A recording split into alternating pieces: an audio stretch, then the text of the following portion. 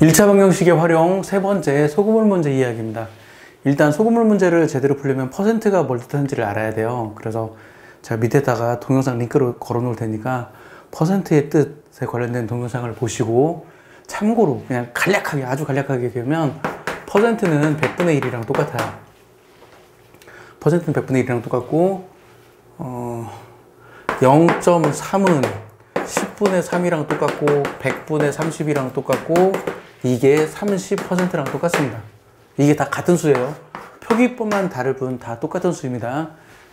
그리고 거리 속도 문제에서 거속시 있는 것처럼 소금물 문제에도 소금, 농도, 소금물 이렇게 해주시면 돼요.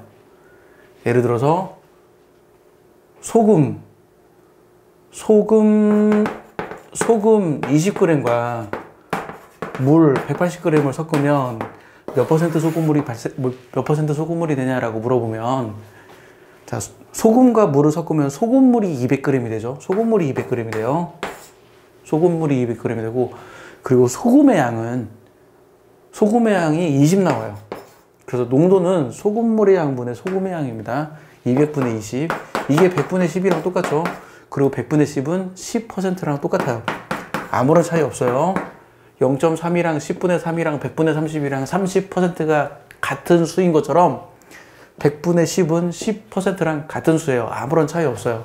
사람들이 이걸 이제 헷갈려서 좀 어려워하는데, 이렇게 되고, 그 다음에 만약에 5% 소금물 200g 속에 소금이 얼마큼 들어있냐라고 물어보면 소금의 양은 농도 곱하기 소금물입니다.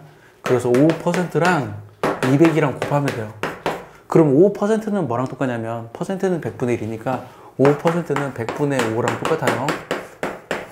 그래서 결국은 10이 나옵니다. 이게 농도 문제는 뭐 교과서에는 그렇게 나와요. 뭐 농도를 구할 때는 100을 곱한다.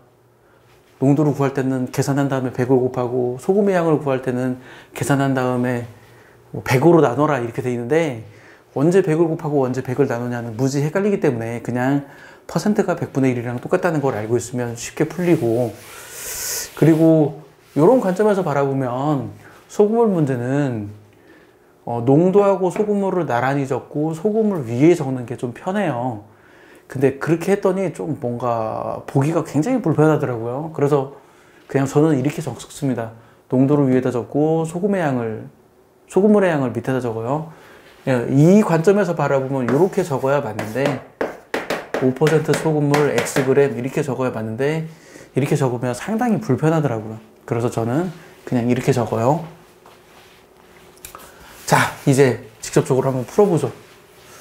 이걸 풀기 위해서는 뭐가 필요하냐면 지렛대를 다룰 줄 알아야 합니다. 뭐 시소 문제, 시소 여기 한가운데 축이 있고, 여기 이렇게 6kg짜리 6kg이 있어요. 이 길이가 4m야. 그럼 이 길이가 6m면 여기다 몇 킬로그램을 놔야 균형이 잡히냐, 이런 문제 생각할 수 있죠. 시소는 어떻게 하면 균형이 잡히냐면 거리 곱하기 질량이 같아야 돼요. 거리 곱하기 질량. 이게 나중에 이제 물리에서는 토크로 나옵니다. 토크. 그래서 4 곱하기 6이랑 6 곱하기 네모가 같아야 돼요. 그래서 여기가 4kg이어야 돼요. 만약에 4kg. 만약에 이 팔의 길이가 6m가 아니라 3m라면 어떻게 되냐? 3m라면 이게 몇 킬로그램이어야 균형이 잡히냐라고 물어보면 4 곱하기 6이랑 3 곱하기 이거랑 값이 같아야 돼요. 4, 6이 24니까 여기가 8kg이 되어야 합니다. 8kg. 이 둘의 곱이 같아야 균형이 잡혀요. 이 감각을 가지고 있으면 이런 소금물 문제는 그냥 암산이 돼요. 이런 소금물 문제는. 자, 이제 풀어봅시다. 어떻게 하냐? 일단 등장하는 소금물이 3개여야 돼요. 5%, 8%, 7% 이런 식으로 등장하는 소금물이 3개여야 합니다. 등장하는 소금물이 4개이면 이 방법이 통하지 않아요. 자, 어떻게 하냐? 농도 순서대로 적습니다. 농도 순서대로 5%, 7%, 8% 농도 순서대로 적고, 최종 결과물이 균형점이에요. 최종 결과물이 균형점. 그리고 5%가 Xg, 8%가 Yg이잖아요. 자, 그러면 식이 두 개 나오죠. 첫 번째 식은 X 더하기 Y는 300이다. 당연히 섞기 전 소금물의 양과 섞은 후 소금물의 양이 같아야 돼요. 좀 거창하게 말해서 질량 보존의 법칙. 화학 반응이 일어나기, 사실 이건 화학 반응은 아니지만 화학 반응이 일어나기 전의 질량과 화학 반응이 일어나는 후의 질량이 같아요. 그러니까 섞기 전 소금의 양과 섞은 후 소금의 양이 같아요. 섞기 전 물의 양과 섞은 후 물의 양이 같아요. 섞기 전 소금물의 양과 섞은 후 소금물의 양이 같아요. 그렇죠? X 더하기 Y가 300이고 그 다음에 두 번째 식을 막 농도 가지고 어쩌고저쩌고 식을 적어야 하잖아요. 농도 가지고 식을 적는데 어떻게 적냐면 이렇게 적으면 돼요. 이렇게 적으면 자, 이 팔의 길이가 5에서 7이니까 이 팔의 길이가 2 나오죠. 7에서 8이니까 이 팔의 길이가 1 나와요. 그러면 이게 균형이 잡히려면 어떻게 되냐면 아까 설명했던 것처럼 2 곱하기 X랑 1 곱하기 Y가 같아야 돼요. 그래서 이거 가지고 연립방정식 풀면 됩니다. 이렇게 대입하면 3X가 300 나오니까 X는 100 나오고 Y는 200 나와요. 자, 여기도 마찬가지예요. 5% 소금물 Xg과 맹물 Yg을 섞으면 2% 소금물이 된대. 맹물은 0% 소금물이에요. 맹물은 0% 소금물. 그래서 농도 순서대로 적는 겁니다. 맹물은 0% 소금물, 그리고 5% 소금물, 그리고 결과물이 2% 소금물. 2는 0에 가까우니까 이렇게 표시할게요. 그리고 이 결과물이 받침점의 위치. 그러면 이거 Xg, 이거 Yg 이면 이 팔의 길이가 2 나오죠. 이 팔의 길이가 3 나와요. 그러니까 식이 두 개 나오죠. X 더하기 Y는 500, 첫 번째 식. 그리고 2X 더하기 3Y, 2 곱하기 X는 3 곱하기 Y랑 똑같다. 2 곱하기 X는 3 곱하기 Y랑 똑같다. 2 곱하기 X는 3 곱하기 Y랑 똑같아요. 그러면 뭐 직접 연립방정식 풀어도 되고, 더해서 500인데 같다고? 그럼 X는 300이고 Y는 200이네? 이렇게 바로 나와요. X는 300이고 Y는 500이네. 이렇게 나옵니다.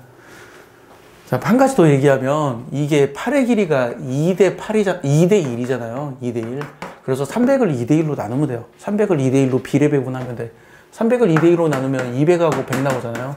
그러면 야가 200이냐, 야가 100이냐라고 물어보면 많이 넣는 쪽에 더 가까워져요. 소금물은.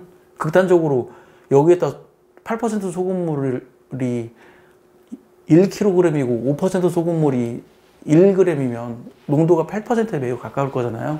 그러니까 가까운 쪽, 이 최종 결과물에 가까운 쪽이 200g, 먼 쪽이 100g 이런 식으로 해주면 됩니다. 실제로 200 곱하기 1이랑 100 곱하기 2랑 같아요. 여기도 마찬가지예요. 이게 2대 3이기 때문에 500을 2대 3으로 비례 배분하면 돼요. 500을 2대 3으로 비례 배분하면 200하고 300이 나오는데 그 중에 큰 쪽에 300을 넣어주면, 가까운 쪽에 300을 넣어주면 됩니다. 300 곱하기 2랑 3 곱하기 200이랑 값이 같죠. 자, 맹물 넣은 거 했고, 소금 넣는 것도 똑같은 방법을 할 수 있어요. 소금은 100% 소금물이죠. 소금은 100% 소금물이에요. 그래서 요거를 또 10%, 100%, 그리고 40%. 여기가 균형 잡히는 위치. 10% 소금물 Xg, 이거 Yg 하면 이 팔의 길이가 30이고 이 팔의 길이가 60이에요. 그래서 일단 X 더하기 Y는 600씩 하나 나오고, X 더하기 Y는 600씩 나오고, 30X 더하기 60Y가, 30X랑 60Y가 같아요. 30X랑 60Y가 같다는 말은 결국은 X가 2Y랑 같다는 얘기죠. X가 2Y랑 같아요. 그리고 대입하면 Y는 200이 나오고, X는 400이 나옵니다. 또는 어떻게 하면 되냐면, 이 팔의 길이가 30이고 이 팔의 길이가 60이라고? 그럼 30대 60, 1대 2네. 그럼 600을 1대 2로 나누면 하나는 200g이고 하나는 400g인데, 이 추에 가까운, 이 균형점에 가까운 쪽이 무거운 거, 400g. 그래서 400g이 되고, 여기가 200g이 된다. 여기 이쪽이 더 무거우면 기울어져 버리죠. 균형이 잡히려면 이렇게 돼야 돼요. 자, 이거는 어떤 문제도 이렇게 풀 수 있냐면 물을 증발시키는 문제도 풀 수 있습니다. 물을 증발시키는 문제. 자, 이 증발시키는 건 어떻게 하냐? 이것도 역시 농도순으로 적어요. 물을 증발시킨다? 0% 소금물을 뺀다는 얘기예요. 그러면 0% 소금물, 그리고 10% 소금물, 그리고 15% 소금물이죠. 근데 결과물이 15%예요. 그래서 이번에는 균형점이 여기예요. 균형점이 여기. 다르죠? 다른 거는 균형점이 가운데에 있는데 여기는 균형점이 이쪽에 있어요. 그리고 10% 소금물은 300g. 잘못했다. 10% 소금물은 300g. 그리고 0% 소금물을 Xg 증발시키네. 이렇게. 소금물 문제는 기본적으로 이렇게 땡긴다고 생각하면 되는데, 이렇게 땡긴다고 생각하는데, 여기는 야는 아래로 내려가고 야는 이렇게 들어 올린다고 생각하면 돼요. 부호가 반대가 되니까. 내리고 들어 올려. 그 두 개의 균형이 맞아야 돼요. 내리는 것과 들어 올리는 것의 균형이 맞아야 돼요. 그러려면 어떻게 하냐면, 8의 길이 곱하기 질량. 8의 길이 곱하기 질량이 같아야 돼요. 그래서 8의 길이, 10% 15%니까 8의 길이 곱하기 질량이 8의 길이 곱하기 질량이랑 같아야 합니다. 15 곱하기 x랑 같아야 돼요. 그러니까 이게 8의 길이가